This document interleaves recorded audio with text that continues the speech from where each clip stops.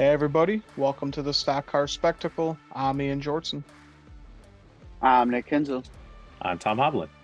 And we were off last week, but we are back and we're going to be talking about the wild weekend at Homestead, Miami. And later on, we will be making our picks for Martinsville for the final race of the round of 8.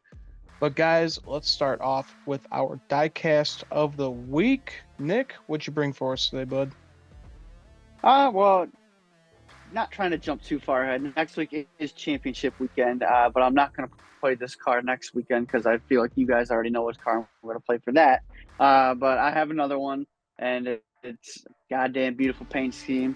It's the old Chase Elliott.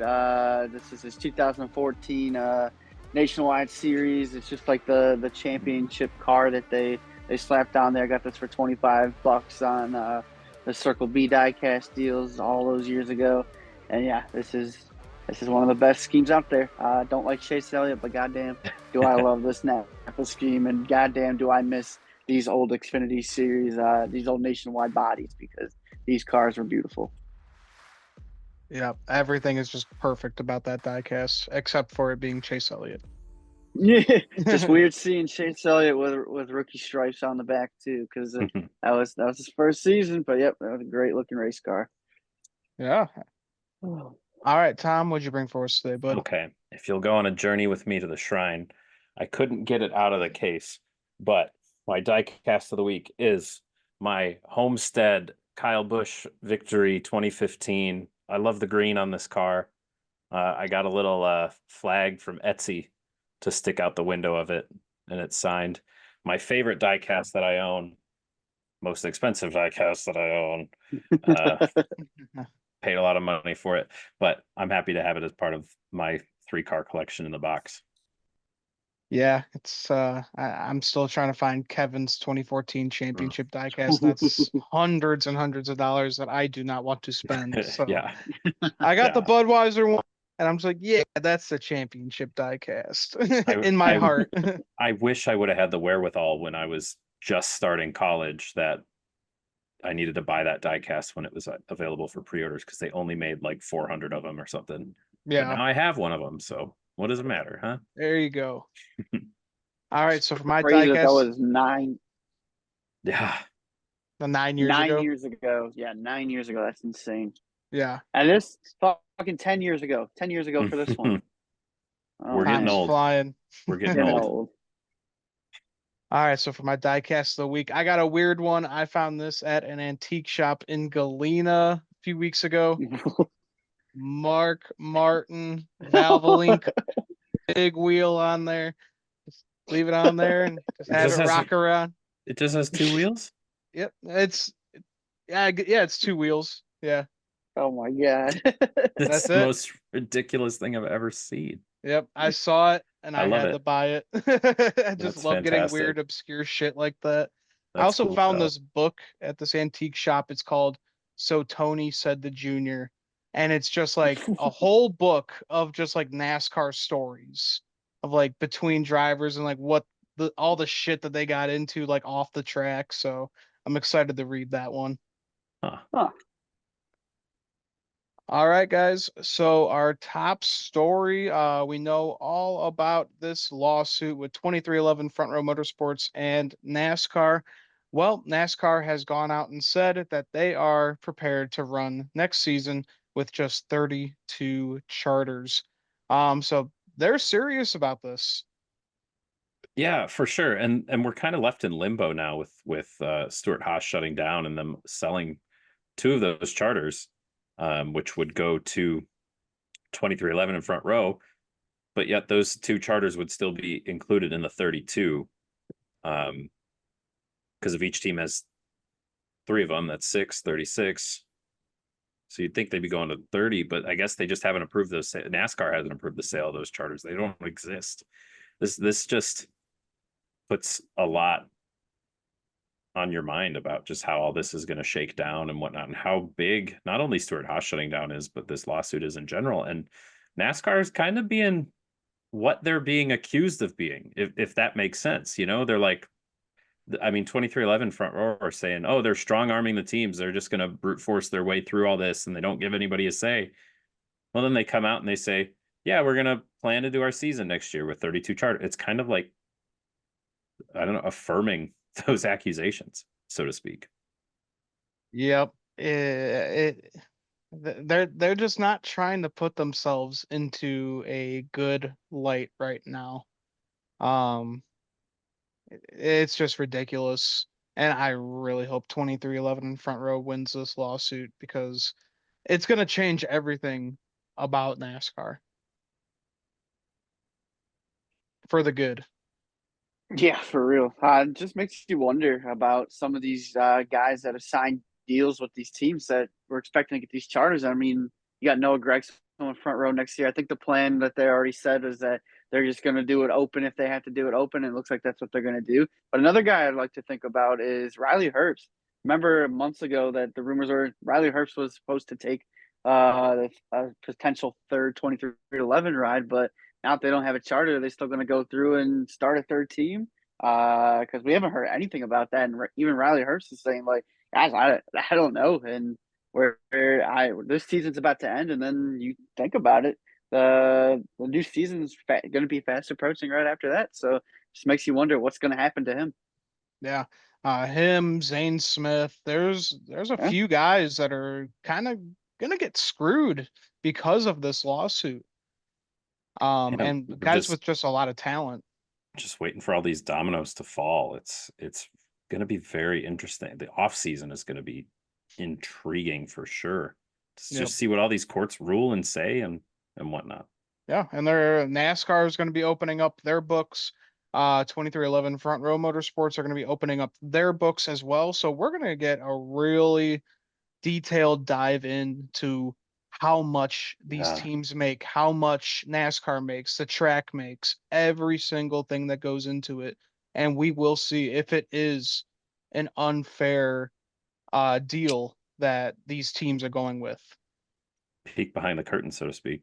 Yeah, that'd be nice to see. All right, guys, let's get into our Homestead review. We had all three series running this weekend, and we kicked off with the Truck Series on Saturday afternoon. Corey Heim won the pole, and believe it or not, I don't know if this is true, but Jamie Little said that this was his first pole of the season. That's Huh. insane. It is That Jamie is Little, insane. so who knows? But Yeah, that's what I was gonna say. that But would That's man, be, that's very wild. interesting. yeah. He's been top dog all year, and apparently this was his first pole of the year, so that's wild. Taylor Gray, that was his first front row start of the year as well. Corey Heim won stage one, holding off Caden Honeycutt, who just signed a full-time deal with Nice Motorsports starting next year. Nick, we saw at Kansas this guy's Yeah. talent really, really take off, and he was going toe-to-toe with the best driver in the Truck Series this past Yeah, weekend. I really think he's going to be one name to watch next year. Every time he steps into that 45 truck, it goes fast. So I'm expecting really good things out of Caden Honeycutt and Nice Motorsports under a full campaign next season. I think they're going to be very good. Yeah, I am looking at NASCAR.com. Corey Heim, one pole, one DNF, and 666 laps led. Damn. Well, he said it's the devil. Wow. So yeah, that's One pretty pole. impressive that it took him this long in the season to get the pole. But you know what? That doesn't matter because he ends Yeah, up it in didn't matter victory to lane him. a lot. Yeah. Mm-hmm. Not how you start, how you finish. Yep. Yeah, but I was gonna say Caden Honeycutt, we haven't seen the 45 or any Nice truck run this well since Ross Chastain was over there in 2019. So really nice to see Nice Motorsports come back to life. Alrighty, so Grant Enfinger wins stage two, and then he gets a little left rear damage. He comes into pit. They don't remove the tires. They just work on those fenders, and he goes back out. And he was kind of saved by the reckless and the biggest dipshit in NASCAR history, Connor Jones. Um, Connor Mm. Jones got mad that Matt Mills blocked him a few times, so he decided to punt him into turn three. Matt Mills goes into the wall, his whole truck catches on fire, the cockpit's on fire, and he's choking from all the smoke that's going in there. They had to send him to the hospital. So Connor Jones wins our dipshit of the year award that we just started. As I recall, Matt Mills is still in the hospital as of recording. He Or did got he just released come out? today. Just come out? Okay. Yeah. But a few nights in the hospital is no good. No good. Yeah. And we've seen this out of Connor Jones all season, just letting his anger get ahead of him, and he's just wrecking people. It's just ridiculous. 18-year-old kid that's part-time doesn't belong here. This kid he's making every time he's in headlines, it's for all the wrong reasons, and that's just something you can't do. We get it, you're frustrated and everything, but to use your car like a weapon, use your truck like a weapon like that, and put the guy in the hospital for like 3 days, that's unacceptable, and it's gonna make teams not want to sign him because he's just reckless and he doesn't seem to care about anybody on the track but himself. It's just you can't have something like that happen. No, and just have a generic PR statement come out hours later. Yeah. Just not a great look. No even sense for remorse when you get out of the truck and the media's trying to get you to say something. You keep blowing them off. It's no comment. Just not, just nothing good about that. And so hopefully somebody gets to him, or this finally gets through to him. It's funny. I saw a few people on Twitter. They took his PR statement and they brought it onto like some website that can read if it was written by AI, and it was 100% written by AI. So dude can't even actually apologize. It's oh man, this is getting ridiculous. Tough. Yeah, but glad Matt Mills is out of the hospital. Glad he's okay. Hopefully we'll see him on the racetrack soon. And we had a lot of drivers trying to go with fuel strategy on this one. We saw Lane Riggs, Nick Sanchez run out of fuel, but it was Grant Enfinger who had that damage on the left rear, came into pit. They fixed it up, and he won 2 races in a row, Talladega and now Homestead, Miami. He's looking good going into that championship race, guys. He just doesn't want anybody else to lock in. He wants to be the only one who's going to lock into the championship 4-hour wins. But at least this team is just they're hitting all the strides at the right time. That's kind of what happens in these playoffs. You're going to get some of these guys who just get streaky hot, and like we saw it with Christopher Bell a few years back, and now we're seeing it here with Grant Enfinger. He's looking like a truck that's going to be tough to beat once we get to Phoenix if he keeps on winning. Yeah, they're hitting their stride. They're finding the momentum in exactly the right time. And yeah, come Phoenix time, this team's going to be not only brimming in confidence, but just like speed and everything. This veteran knows how to get it done. Yeah, definitely. And he's pretty damn good at Martinsville too. So he's going to have a good few weeks ahead of him. I really hope that he does get the championship this year because he's been in this series for a while and he's such a great guy and he deserves a championship. Alrighty, so congrats to Grant Enfinger. Let's move on to the Xfinity Series. Chandler Smith won the pole.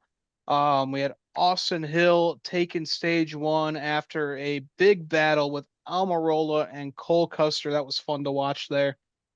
This was just a dominating race by this 21 car of Austin Hill. He won stage 2 and he won the race. Won it on he was on fuel, like he was really low and he made it all the way around. So I guess we can shut up about Austin Hill not winning on non-super speedway tracks. Well, what was even more impressive to me about Austin Hill's performance, you saw it start to show up in stage 1, especially where you talk all this talk about Miami being, you got to rip the top, you got to get to the fence. And Austin Hill was doing the Harvick line, so to speak. He was down on the inside lane, just running the track around low, going shortest way around. And that's where his car worked. And he figured that out and he could get the job done with it. So really impressive day all around by Austin Hill. Yeah, you just kind of, it's one, you finally woke the sleeping giant, and now Austin Hill's going to fight himself for a championship. Yeah, but we can put that old saying to death that he can only win on these super speedways. But Yeah, I'm scared now that he's in the championship four because we know what Austin Hill would do to win a championship. So get ready. Well, but Yeah. the other thing with that is that there's all the drama that came out of RCR last year after the Martinsville race and at the end of the Martinsville race. And now Austin Hill doesn't have to worry about that. Instead of him trying to fight his teammate to get into the championship four, what is he going to do at Martinsville to try to help Jesse Love get into the championship four? So that'll be an interesting storyline to watch there and kind of see the contrast. There's going to be no desperation from Austin Hill at Martinsville. Yeah. Would be weird to see him as a helpful teammate for once. All right. And we talk about Chandler Smith winning the pole, but after this race, he said he has no idea what he is doing next year. He doesn't have a uh, car lined up whatsoever. He said he's probably going to be working for his dad for his construction company, which is really rough to see because we know that this guy has so much talent behind the wheel. And you still don't quite feel so bad for him because he still has that what sounds like a pretty nice job lined up after this. So I don't know. Yeah, he's very talented, but again, this speaks to a greater problem we see in racing in general. You'd like to see the talented drivers come into this sport, come into the trucks, come into Xfinity, and eventually work their way into Cup. You don't want to just see a bunch of rich kids who can kind of drive, just go like rich people having fun on Saturdays and Sundays is way different than seeing the best of the best compete and go after it and go after each other on Sundays to show why they're athletes. And so it's kind of disheartening because Chandler Smith brings money to the table 100%. His race car would be backed, and yet that's still not enough to get a ride. This is just another example of this broken system we got where they're taking teams are wanting money over talent. Sucks to see with Chandler Smith because he has a ton of talent and it just looks like this could be another case of that, another one biting the dust here because we're choosing money over talent, and you hate to see it, but nothing's gonna change. No, nothing's gonna. It's been getting worse and worse as the years go by, and yeah, this is just a really great example. I've seen a few drivers tweet about like this scares me because I've won some races, but I don't have any money. Like there is just no way that you can progress in this sport unless you have millions and millions of dollars and a father who owns a multi-million-dollar company. Yeah, I mean we're seeing Sawalich come through. His dad owns a medical device company. He's getting that full-time ride. Like you think like people like Mike McDowell, the sponsors used to get behind the drivers, but now the drivers have to bring the sponsorship. And until that changes, I think we're going to see a decline in the talent. And if the talent declines, the product declines. Yep. And we've seen that already happen with the truck series for the past few years. Uh, that's really unfortunate to happen. But guys, let's move on to the Cup Series. Tyler Reddick won the pole, and Nick, your boy Justin Haley spun out on lap one. I think it's just got to be the curse of the seven at this point because he has not been Yeah, having a whole lot of yeah. fun in that car. Not clear. I don't know if he's still having issues with getting used to whatever spotter he's got now, because that happened in his first race with them at Atlanta, and it happened here again. It's just there was he wasn't clear by a mile. He just came down and got hooked, and around he went. What's miraculously enough, he didn't hit anybody. Like that could have been a 15 car pileup on in turn three on lap one Yeah. of this race, and Yeah, that could and have ruined a lot of people's day. all those playoff guys that started at or near the back. That I mean, that Yeah. had to have been a scary moment when you know how tight this playoff field is. To have that happen in front of you can't be comfortable. Yep. Yeah.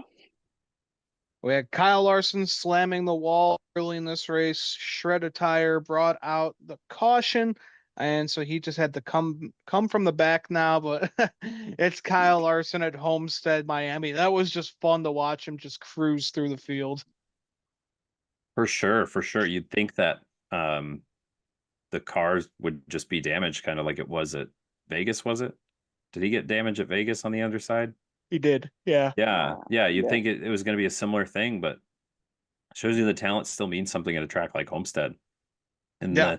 the team can work on the car, realign it, and the driver can go out and get it done, and show up when he needs to. It's time to put up or shut up in the playoffs, and Kyle Larson couldn't afford 2 bad races in a row, so he had to get back to the front, and by Yeah. sheer will, he put the car on his back and carried it up to the front.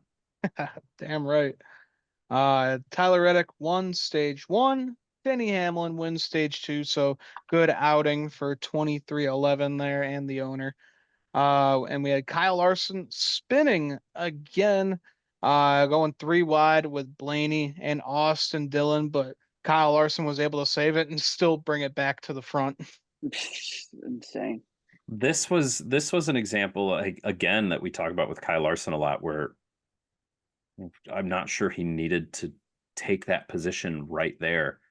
I think Kyle Larson is stronger than Ryan Blaney at this track, and he just did not need to force the issue with a lapped car. I don't think Austin Dillon did anything wrong in that situation, but Kyle Larson just mismanaged the opportunity and paid for it in the results of the race, and now he's sitting below the cut line. Yep. Which that is a Yeah, huge just implication. not a smart way to go for it, but that's Kyle Larson. If he sees a hole, he's going to go through it. Mm-hmm. Checkers or wreckers. Yep. All right, and then how about that last lap battle with Ryan Blaney, Tyler Reddick, and Denny Hamlin? Homestead just puts on such great battles, and we saw one here on the last lap. Just a shame that Ryan Blaney did not block that high line because he just let Tyler Reddick He pulled go a Chris right by. Buescher. He pulled a Chris Buescher at Kansas. How are you going to give arguably one of the best drivers on the high line at Homestead the fucking high line? Tyler Reddick made that look easy. It looked like he was going 20 miles an hour faster. That was one of the easiest passes for the wins he's ever going to have in his career. I in Blaney's shoes, you're defending for Reddick to send it low and to go back up high. His tires were older. There's no way he would have had the grip to send it in like he did. I think Blaney was as surprised as anybody. I don't know why Blaney doesn't want to take the fence there in the first place, but Blaney didn't make a smart move. It was weird. It looked like he may have got on the brakes a little too hard from the chopper shot, but Tyler Reddick, I think, won this more than Blaney lost this, if that makes sense.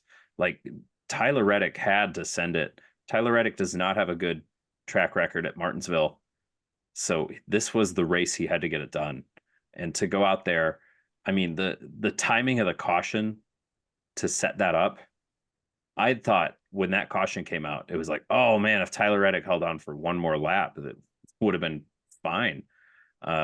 They would have gotten exactly what they needed, but he came out with just enough, was able to get back on the lead lap, and then also not have so much on his tires where he couldn't compete. Even though 2 green flag laps on the tires takes a lot out of them. Just incredible racing for all 3 of those guys in those last 7-8 laps. It's amazing. My jaw was on the floor. Yeah, and a high IQ move from Bill. Worked out well for him. Oh, for sure. Yeah. I mean, this is just it's so criminal that this track, Homestead, Miami, is not hosting championship races anymore, and it's even more criminal that this race isn't even going to be in the playoffs next year. They're going to take this great racetrack and we're going to run it in March. Yeah. It's just so disappointing because this was one of the best races of the year from start to finish.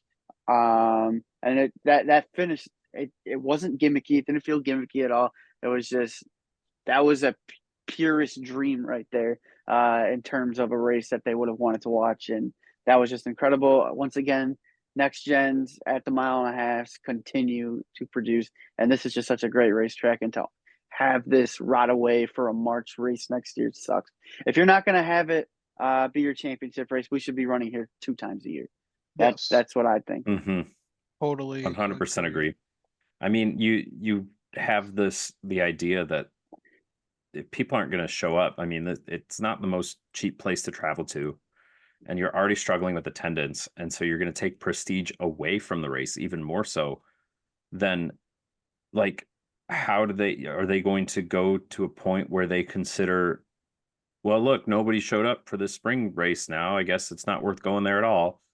And then suddenly we lose one of the best facilities in the NASCAR world because they can't get their act together and get their head out of their Phoenix butthole. Like, it's ridiculous. Yeah, Absolutely criminal.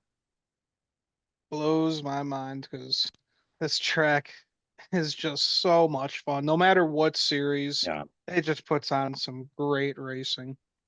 And you don't have a race like this, like No, the format of the playoffs makes us have a race like this. So putting this race in March, we're not going to get the same product in the spring, whether it's the I weather don't know. or everybody's like, oh, it'll be early in the season. Nobody's going to be pushing that hard, but you're not going to have Tyler Reddick sending. Tyler Reddick's going to be very happy to finish second place or third place in March if he's in Like this exact same situation. So, like, you're not as much as you rip on the playoff format, you're that's what produces. This is the kind of racing that NASCAR wants from these guys in the playoffs. But you're going to take that away from Miami, and everything else that's good about Miami is going to go away when this race is in the spring next year. could you just imagine if that battle right there was for the title? Oh, my goodness, that would have. Yeah, it would have been up as far as an iconic moment. It would have been up there with that Freddie Freeman Grand Slam walk-off that we Yeah. saw earlier this week. I mean, that Grand Slam is going to be played in the highlight reels for eternity. This race could have been played in the highlight reels for eternity. To have the lead change so much in the last lap with all those guys, if they were running for the championship, like, come on, that'd be incredible. But instead, it's just going to be another regular season race, and we don't get to see it in the playoffs again. Yeah, and we've That we get New seen Hampshire and St. Louis. Homestead in the regular season before in years past, and it just It's not nowhere the same. compared to what we see when it's either the championship race or in the playoffs here. So, another big L move from NASCAR doing that away from us. But guys, before we take our break, I have seen a bunch of people on Twitter talk about, is this the best season ever in NASCAR? Because we have had some high drama moments. We've had some crazy finishes. We've had some great racing on a bunch of great tracks. I gotta say, this is probably the most fun I've had watching NASCAR in a long time. NASCAR is alive and well in America. And again, you could have all these moments play in a decade and you'd be like, wow, we had some great racing over this decade and we got this all in a year. We're getting spoiled here with motorsports, quite frankly, and whatnot. I mean, I hate to keep doing this, but again, the other big race series that everybody knows, Formula One, they're having a crazy season too. But the product just isn't as good. It doesn't pass the eye test. Then you look at the stats and you're like, oh, they have 6 different winners, or 6 different people have won 2 races, which is unheard of in F1. And yet we've had, between our 3 series and whatnot, we've had photo finishes and crazy lead changes, big wrecks, great storylines. I mean, drama off the track. Like, what more do you want? And a lawsuit to top it all up. Yeah, exactly. So, like, big changes are coming to NASCAR and whatnot, and we're bringing in eyes, and more people should be looking at this stuff. I can't wait to see what Netflix does. I hope the lawsuit doesn't stifle. I hope they bring in the lawsuit into the Netflix story, quite honestly. Yes. But like, it really truly has been an incredible season. All that for Joey Logano to go win the championship after leading 24 laps total. But it's like, it really is too good to be true at some points. Yeah. What we've seen this season. I mean, this season we have the Atlanta. Everybody's not forgotten completely about the first Atlanta finish. Yeah, I mean, then, 3 wide. Because then you had Kansas, and then Yep. you have this race for a championship berth. And I mean, this was a perfect race. Sam Mayer and Ryan Sieg at Texas. Mhm. That photo finish there. Just a lot of things the non-casual NASCAR fan looks for, like big wrecks and stuff like that. We've had so many freaking flips. We had a flip at Vegas last week. Well, I don't think we've ever seen a flip at Vegas before. Yeah. How This about is Tyler just, Reddick's last few weeks, though? oh Tyler my Reddick's God, playoffs have been a roller coaster from win stage 1 and then wreck. blowing up his own body in Darlington. Everybody figured he shit all over that car to win the regular season championship by a single point, which then propels him through this round as he's just trying to drag through all the points he can, flips the race car at Vegas, trying to go for a gap he probably didn't need to go for, kind of like Reddick or kind of like Larson, and then comes back the next week and absolutely wins and crushes it with the boss there. It's incredible. Incredible what Tyler Reddick and the talent he has. Yeah, and I'm then, just glad to see I'm glad to see the regular season champion making the championship for that. yes. That's going to be good. I would never advocate that the regular season champion needs to be an automatic berth. I think that would be way too powerful. Right. But it definitely creates a storyline when they miss or they're close to missing. But again, he needed to do it this week, and he got it done. That's a clutch athlete right there. Yeah, and man, he made Michael Jordan one happy man. I love that interview with him and Dave Burns. I love that he just had his arm around Dave the whole time during the interview, and he just goes up and he freaking tackles Tyler Reddick. Tyler's like, "Oh my God, the fuck?" Little man raced his ass off. Like, that's crazy. That's just crazy. so awesome to see, and especially this is a team that is suing NASCAR, and they just want to race. That's going to put all the rumors to bed that NASCAR is going to foil these teams. But to see. You can't script this. Nope. Why would NASCAR script it this way? Yep.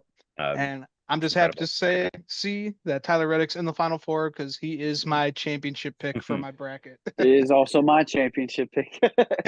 How crazy is that? Denny Hamlin's vision is coming true. He told us when he started 23XI, 5 years it would take for them to be championship contenders. But here we are in year 4, and Tyler Reddick has got to be probably one of the favorites at this point now that he's locked into Phoenix. I mean, I'd take him over Joey Logano to finish faster at Phoenix. So, all it's going to take is Joey Logano to have a Joey Logano day, and he's going to ruin the season by winning the title, and even though he shouldn't even been in that spot. That's how it goes for every championship he has, dude. Just I'm gonna be sick. Does not belong. I'm gonna puke right now thinking about that. I texted at the end of the Vegas race. I texted you guys. I said I'm gonna be sick. Yeah. Like it's awful. I knew it was gonna happen. We knew it was gonna happen. As soon as he got himself back in there, of course he was gonna go out and lock himself in. All these people saying like, don't let Joey Logano, don't let him come back up once you've knocked him down. It's like you can't knock him down much more than knocking him out of the playoffs. He still figure out a way. I guess God hates non-Joey Logano fans, so whatever. That's so, man. He's just got that face. The face that only God can love. That's for sure. Yeah, well, on that note, guys, we're going to take a quick break, and when we come back, we're going to make our Martinsville picks, so stay tuned.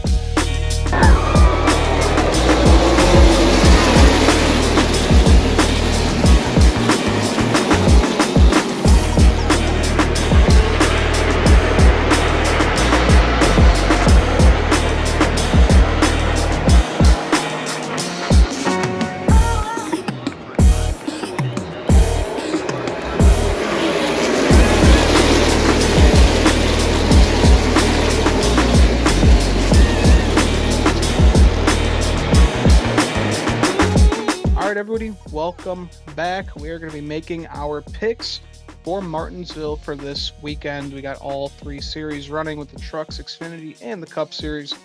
And we kick off with the Trucks on Friday night. Got the Zip By Now, Pay Later 200 laps, 105 miles. Stages 1 and 2 will be 50 laps each, and the final will be 100 laps.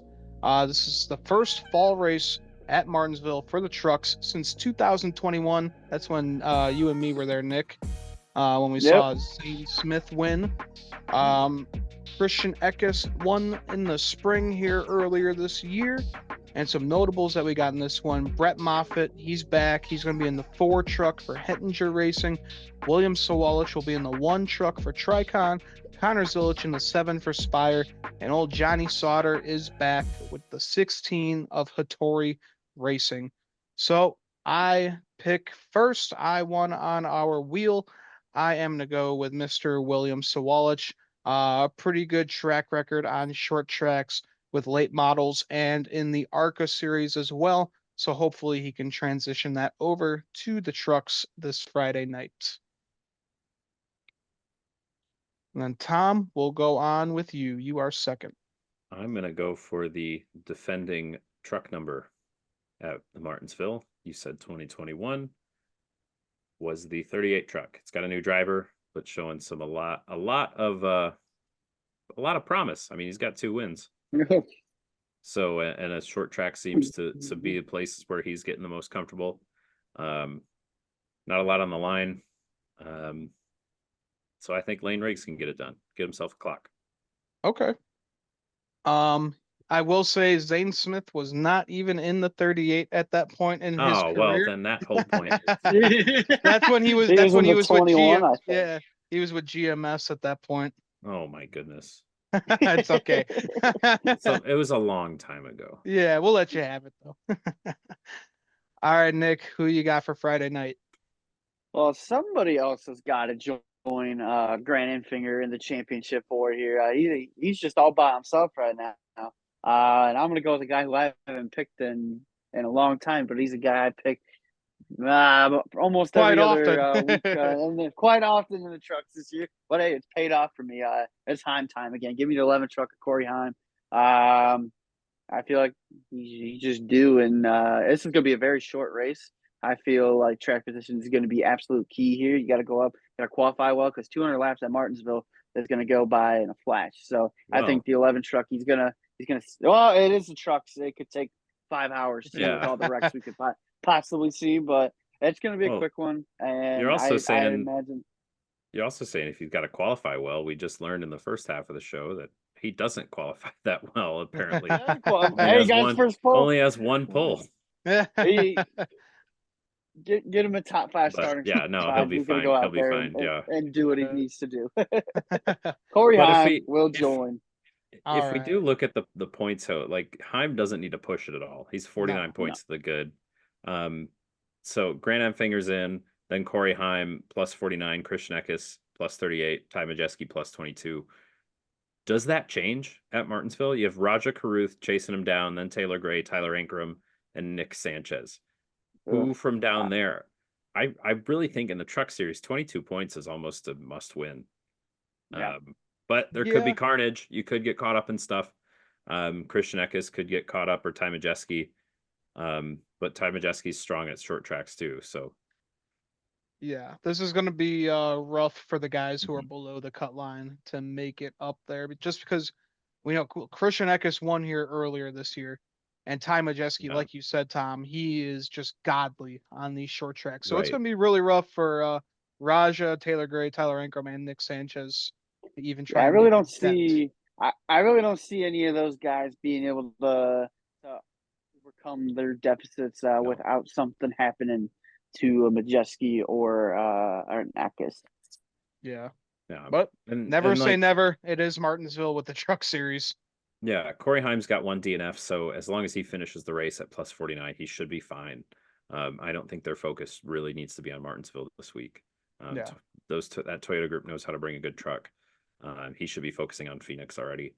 But yeah, Eckes and Majeski kind of need to make sure they cross all their T's and dot all their I's, but I don't think this top 4 changes.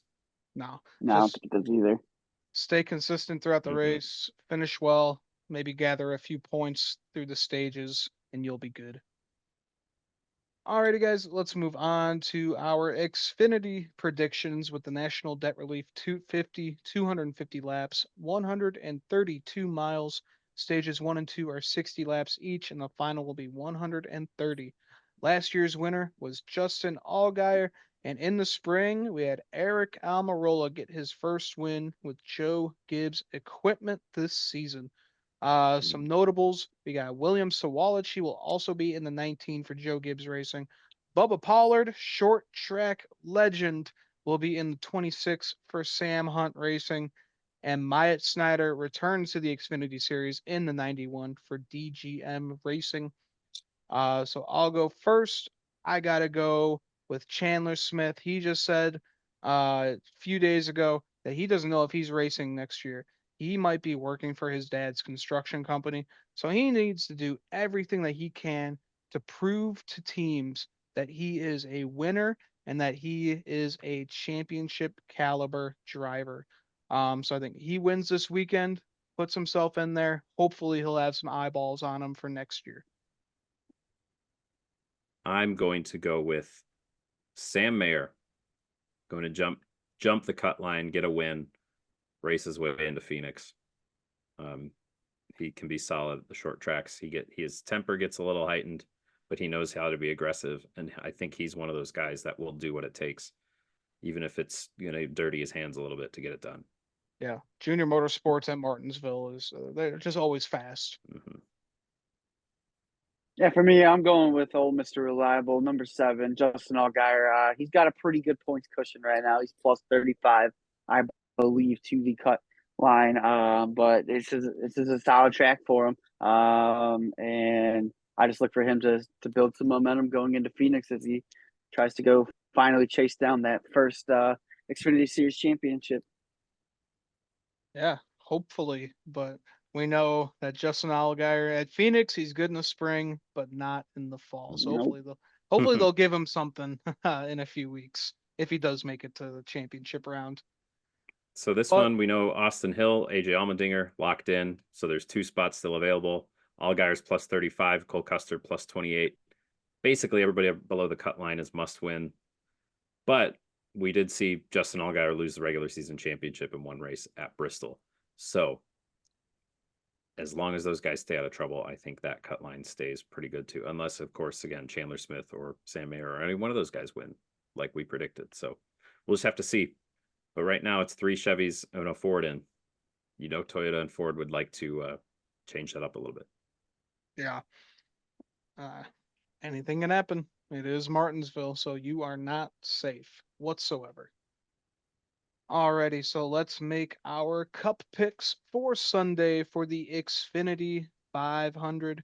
Stages 1 and 2 are 130 laps each, and the final is 230. Previous winners, we had Ryan Blaney win last year in the fall, and William Byron won in the spring, which was also Hendrick's 40th celebration, which put your tinfoil hats on, everybody. And some notables that we have in this one. The GOAT SVG will be tackling the paperclip in the 16 for Colleague Racing. Man, yeah, this is really gonna show them what short track racing and the Cup Series Yeah. is like. I mean, it's good practice for him. He can't look at it anything else. It might be a very frustrating day for SVG. May not have the speed he's looking for, but he's got to go out there and just turn laps. Yep. Just practice, practice, practice.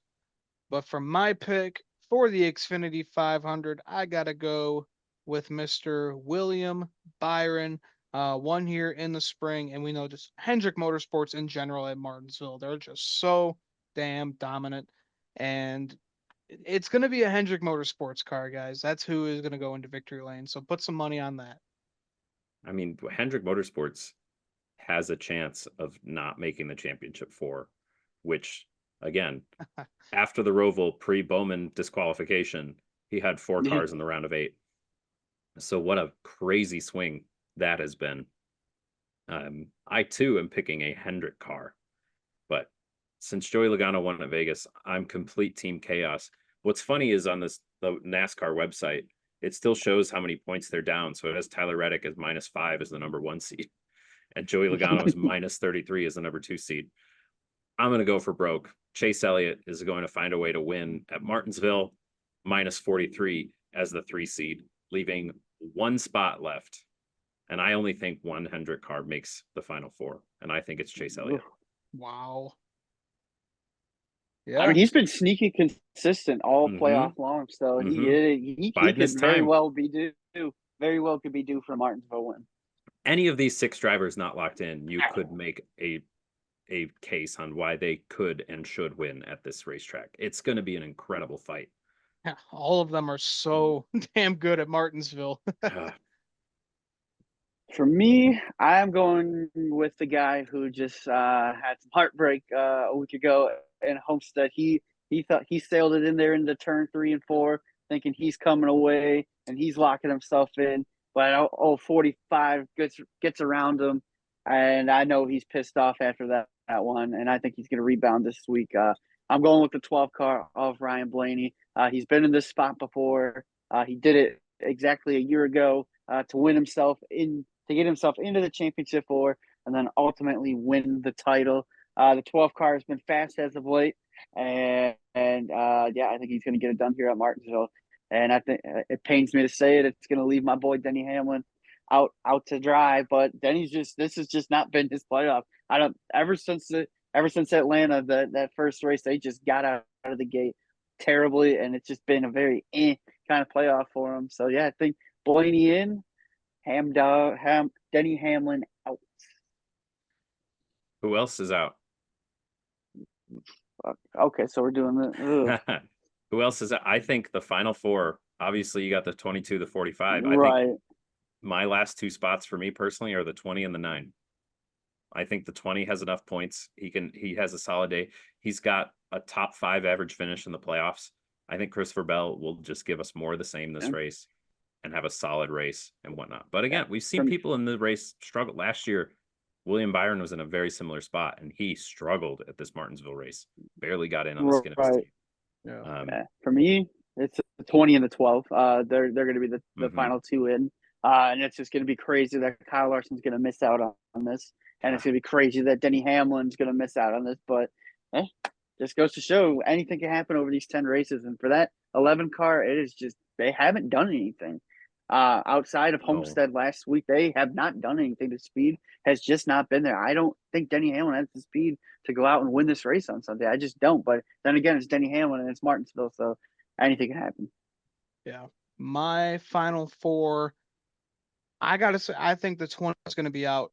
I've seen Joe Gibbs equipment fail these drivers all year long, and it's coming to crunch time. I just got a bad feeling. I don't think it's going to be anything to do with Christopher Bell. The dude has talent and he deserves to be in the final 4. But we have seen just cheap equipment break on these Joe Gibbs racing cars. I think something's going to happen. It's also Martinsville too, guys. Just remember that you're not safe with a 29-point lead there. So I think Seabell's out. Byron is still in. And I hate to say it, but Kyle Larson's going to be in. It's Hendrick Sports. They know how to get it done here. I think Bell's going to have a bad day. Larson's going to have a great day. I just can't fathom Christopher Bell missing out on this championship 4. Like I picked him as my champion at the beginning of the playoffs, so I'd personally be heartbroken there.